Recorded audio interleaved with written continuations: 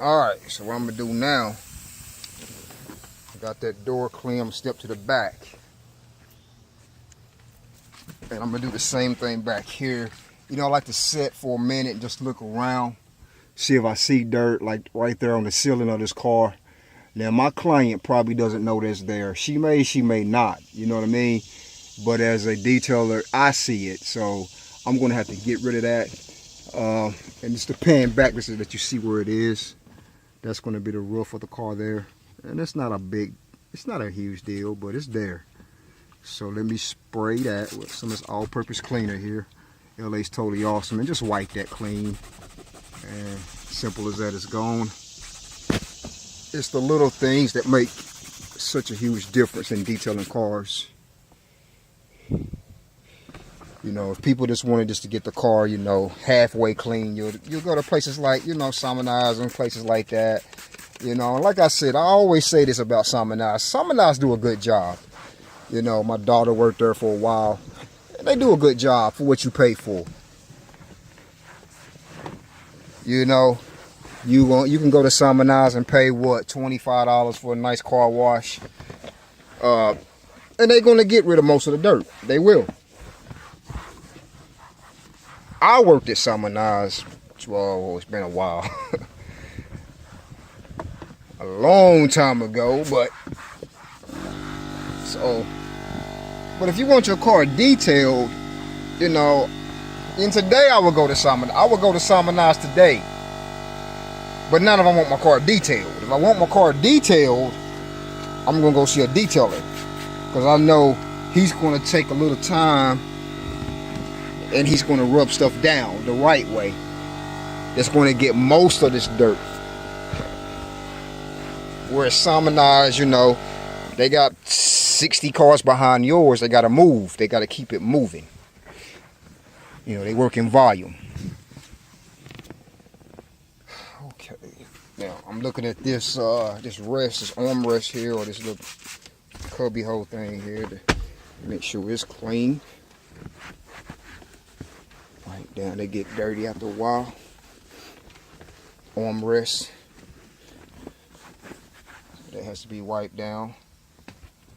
I'm just going to spray this entire seat here and wipe it down. I don't see a lot of stains on these seats, but they still need a general wipe down. And then I'm going to have to condition them because it's leather. And surprisingly, is that real leather in a Hyundai? I don't know if it's real leather or not, but I'll tell you what, they got me fooled if it's not real leather, because it definitely looks like leather in a Hyundai.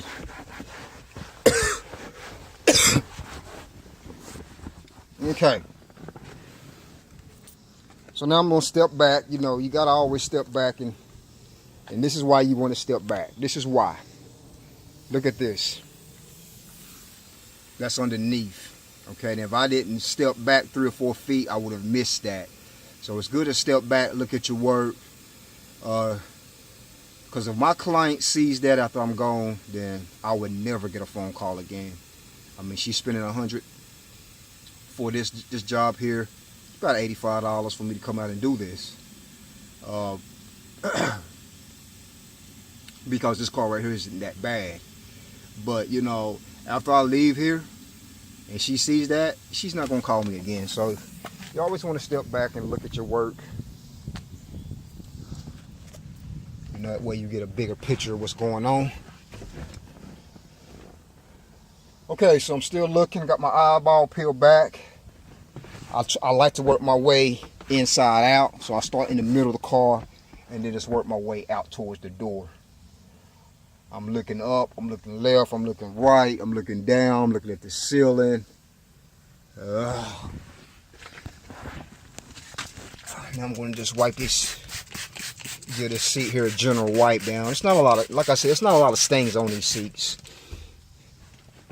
So, you know, when I get them like this, I still treat them as if they're dirty. Because, you know, cleanliness is subjective. You know what I mean? What one person may think is clean, the next person may think is filthy. So if someone calls me out and they want me to clean their car, even if I think it's clean, I'm still gonna come in here and clean it anyway.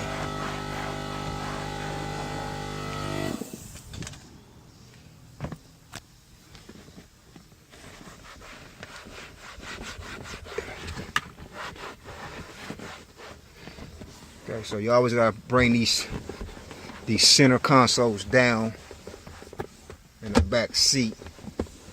And you know, and leave this open because the client know that you took the time to vacuum that up. I like to always leave these open.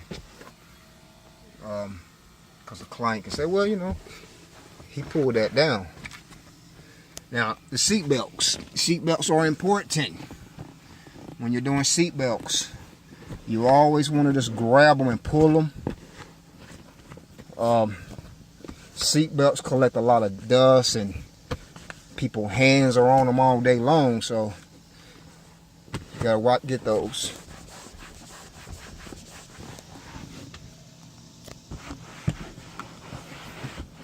Leather starting to crack on this one.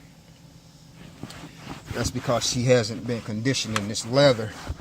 You always want to condition your leather so you don't get these cracks. Look, I'm gonna try to show you something.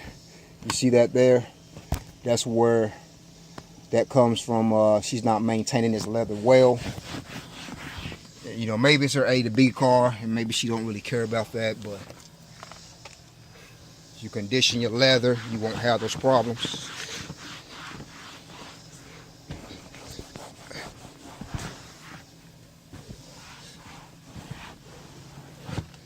So like I said, I like to work my way inside out of a car. That way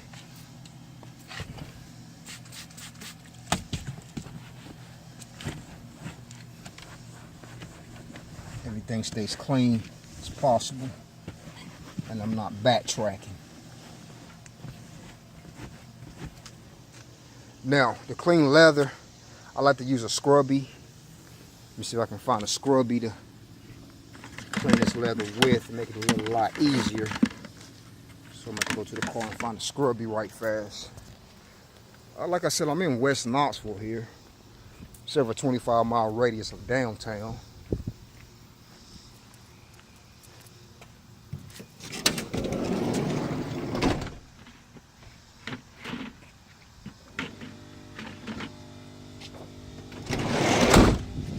These are the Scrubbies I like to use for my leather because they're soft, but on this side I have a little bit more grip on it. And these are great for cleaning leather with.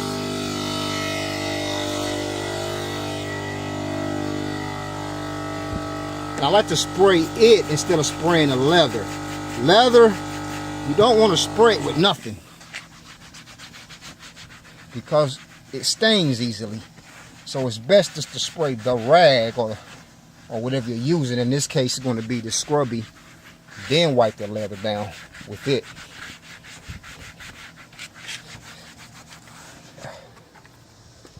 All right. A little something right there on the edge. See how many minutes I got going on here.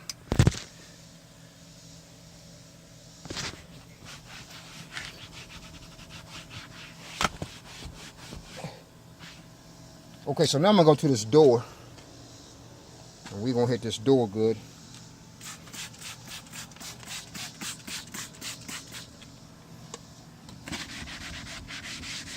Same thing, you want to just use the Scrubby here. Hit this door.